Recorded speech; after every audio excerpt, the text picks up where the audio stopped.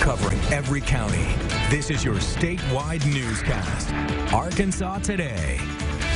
Hey, good afternoon, everybody. So glad you can join us for Arkansas Today. I'm Suzanne Bruner. State police are investigating after a Hot Springs police officer shot an armed man Wednesday afternoon. Police say they were called out to a home and found Zachary Burks with a gun behind the house. An officer shot Burks. He was taken to the hospital and released, but now he's in jail for aggravated assault and other gun charges. Here's how one neighbor described the situation. I heard a couple of shots, and then I heard a couple of more, and then I heard another one, and then a couple of more. And I came inside, and my partner was like, "Greg, what is all the police out here for?" And I said, "There were 7 shots that I heard." Yeah, the officer is on paid administrative leave right now, which is standard policy. State police taking over this investigation. We turn to Texas now, where the remnants of Tropical Storm Imelda are causing heavy rain and flash flooding across East Texas. Hundreds of high water rescues were needed overnight to save people from their homes. NBC's Gabe Gutierrez reports. Much of Winnie, Texas is underwater. Just about every road in Winnie is flooded right now. The remnants of Tropical Storm Imelda pounding the area with rain overnight, causing severe flooding and leaving many roads impassable. Emergency responders overwhelmed. They say over 1,000 people called 911 asking to be rescued. Airboats and high water vehicles were deployed overnight. And to make matters worse, the local hospital had to be evacuated. We have several patients here. The hospital itself is flooded, so we have to get them out. Patients were rescued from the rising waters and taken to a nearby nursing home.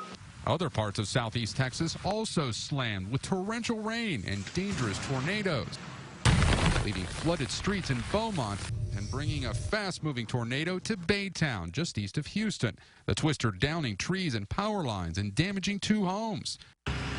Albert Elizondo was inside one of them. My windows started whistling. When they started whistling, I knew what it was. The county sheriff grateful no one was hurt. It's really a miracle that no one died out here, considering some of the damage that we're seeing.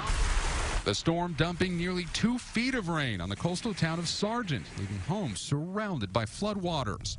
Every subdivision down here has flooded roads in it. Even areas used to flooding were caught by surprise. The rain fell here for hours, flooding this road in Houston, leaving several cars stalled and drivers stuck. Officials urging the public not to let their guard down. Gabe Gutierrez, NBC News. One person was killed and several were injured when a country singer's tour bus crashed late Wednesday night. 2 passengers were ejected from the bus after it veered off the road near Shandon, California. Country and gospel singer Josh Turner was on a different bus and is okay. Turner and his band had just finished playing a show in Paso Robles. Police are investigating what caused the crash. The Federal Reserve cuts interest rates after concerns over a slowing economic and global trade tensions. Interest rates went down by a 1/4 point to a range of 1.75% to 2%.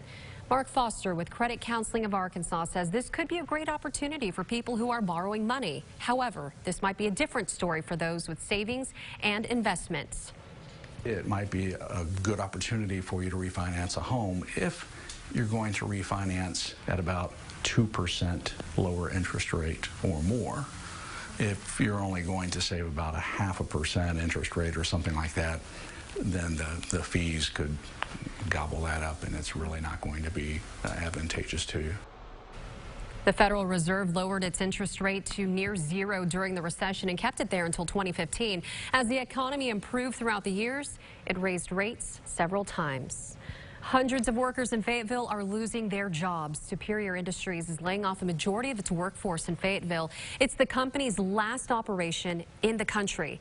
An estimated 250 people will lose their jobs. About 35 people will continue working for the company.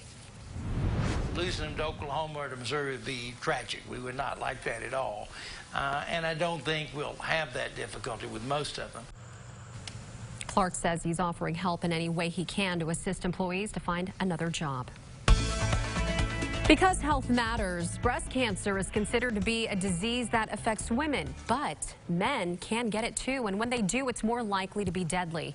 A new study from Vanderbilt University looked at nearly 2 million people diagnosed with breast cancer. It showed the 3-year survival rate for men was just over 86%, but compare that to nearly 92% for women. And after 5 years, 77% of men were still alive compared to 86% of women.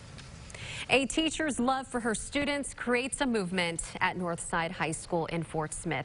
Geometry teacher Paige Turney noticed one of her students didn't have the hygiene products she needed, nor did the nurse's office. So she asked for a couple of donations on Facebook before going to sleep that night, and when she woke up, just a couple of donations, it turned to a closet full of it because that post had been shared hundreds of times. When Turney says it's helped with students' confidence and has even lowered absenteeism. Kids have so many things to worry about, and self-hygiene shouldn't be one of them. They should be coming to school, hanging out with friends, and getting an education that they deserve. Any student, parent, or teacher can request items from this closet. As the need continues, Turney says she will request grants from companies like Walmart to keep the closet stocked. If you'd like to donate items, you can stop by Northside High School and drop them off. What a great thing to see there. Coming up, a black tie affair fundraiser that will have you feeling good about yourself inside and out. Plus, Pig Trail Nation.